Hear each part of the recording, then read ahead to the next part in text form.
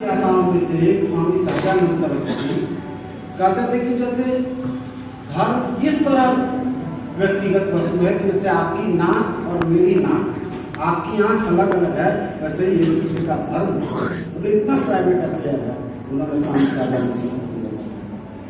दोस्तों, भारतीय परंपरा में जैसा कि बताया गया, सांप्रदायिकता के का आगमन अंग्रेजों के आने के बाद और पहला जो दंगे की, हिंदू मुस्लिम दंगे की जो शुरुआत मिलती है 1893 में दानापुर में, एक किताब है communalism and intelligentsia of Bihar, Bihar के एक है हितेंद्र पटेल ने उन्होंने लिखी है कि कैसे गाय को लेकर जो सांप्रदायिकता का माहौल है उसको कौन फंड करता है, फंडर कौन है, तो दरभंगा महाराज जितने बड़े बड़े जमींदार जागीरदार वह लोग उसको फंड किया करते हैं। एक दिलचस्प बात यह है कि आप लोगों ने उस किताब का नाम सुना होगा, बंकिम चंद्र चटर्जी का आनंद मठ, कहा जाता है कि मुस्लिम विरोधी उपन्यास है, उसमें वंदे मातरम, इसलिए मुसलमानों को वंदे मातरम से दिक्कत होती है। तो ये उपन्यास जब पहली बार लिखा गया आनंद मठ, तो वो शिक्षा विभाग के कर्मचारी थे, तो जब उपन्यास लिखा तो अंग्रेजों के खिलाफ लिखा, तो उनके साथियों ने कहा कि तुम उपन्यास लिखे हो तो अंग्रेज तुमको रहने देगा, नौकरी चली जाएगी। तो नौकरी चली तो क्या किया, तो जहां जहां अंग्रेज था वहां वहां मुसलमान कर, अब पूरा उपन्यास अंग्रेजों पर वो पलट के मुसलमान हो गए। और अब देखिए वंदे मातरम को क्या कहेंगे पलट के, भारत माता की जय। जितना सांप्रदायिक शक्ति सब है भारत माता की जय जरूर नाम लेता है, लेकिन भगत सिंह भारत माता की जय का नाम नहीं, नारा नहीं लगाते। भगत सिंह से पूछा कि आप भारत माता की जय क्यों नहीं बोलते, इस पर बहुत अच्छा जवाब दिया भगत सिंह के एक साथी शिव वर्मा। उन्होंने एक ब्लिट्ज में इंटरव्यू दिया था 1986 में सुधीर कुलकर्णी जो भाजपा के नेता थे, उन्होंने कहा कि भारत माता की जय का आप लोग नारा क्यों नहीं लगाते। तो भगत सिंह ने कहा कि जिस देश की भारत माता बेड़ियों में जकड़ी हो, जंजीरों से बंधी हो, वो जाके उसको भारत माता की जय बोलो, यह है कि जेड़ी को बेड़ियों को तोड़ेंगे, उसके लिए इनकलाब जिंदाबाद का नारा लगना चाहिए, इसलिए हमारा नारा इनकलाब जिंदाबाद है।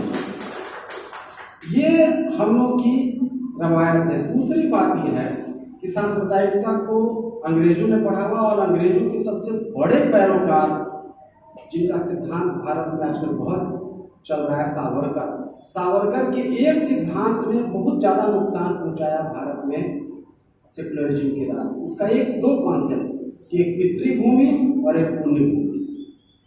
अब देखिए हम लोग मातृभूमि कहते हैं, ये सब पितृभूमि होता है आरएसएस का। वत्सलेसा में पितृभूमि, हम लोग यहाँ पितृभूमि का कॉन्सेप्ट ही नहीं है, तो ये हिटलर से कॉन्सेप्ट आया, Holi land and fatherland. Fatherland का पुण्य भूमि क्या है, तो जो देश की भौगोलिक सीमा है, जो धर्म, जिस धर्म का प्रधान पूजा स्थल इसकी भौगोलिक सीमा के बाहर है, उसकी देशभक्ति संदिग्ध रहेगी। मतलब मुसलमान का कहाँ है, मक्का में, ईसाई का कहाँ है, रोम में।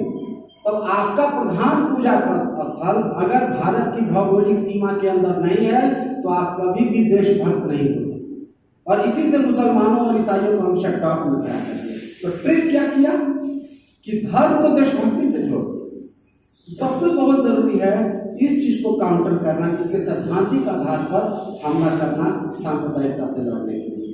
इसलिए देखिए, और यही बेसिस है भारत में दो राष्ट्रवाद के सिद्धांत पर। लोग जिन्ना को दोष देता है कि 1940 में लाहौर में टू नेशन थ्योरी लाया, लेकिन उससे 2 साल पहले ये बात लाई 1938 में हिंदू महासभा का जो अहमदाबाद सेशन हुआ, उसमें टू नेशन थ्योरी इसी सिद्धांत के आधार पर इन लोगों ने आगे बढ़ाया, जिसको कि हम लोगों को काउंटर करने की जरूरत है। साहित्य में देखिएगा कि हम लोग यहाँ हिंदी साहित्य के नवजागरण जिनको माना जाता है, भारतेंदु हरिश्चंद्र नवजागरण की शुरुआत में उनका एक नाटक है सर, जिसमें कि भारत की दुर्दशा का कारण क्या है, तो एक पात्र आता है, यही भारत की, उसका आधा मुसलमान और इसका नीचे क्रिस्तान।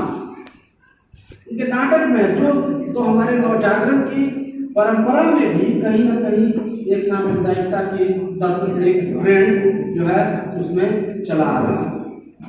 अभी जो सबसे बड़ी दिक्कत आ गई है, अभी मैंने जिस लेखक का नाम लिया हितेंद्र पटेल का, उनकी किताब कम्युनलिज्म में इंटेलिजेंसी ऑफ, अभी उनकी एक नई किताब आई है भारत का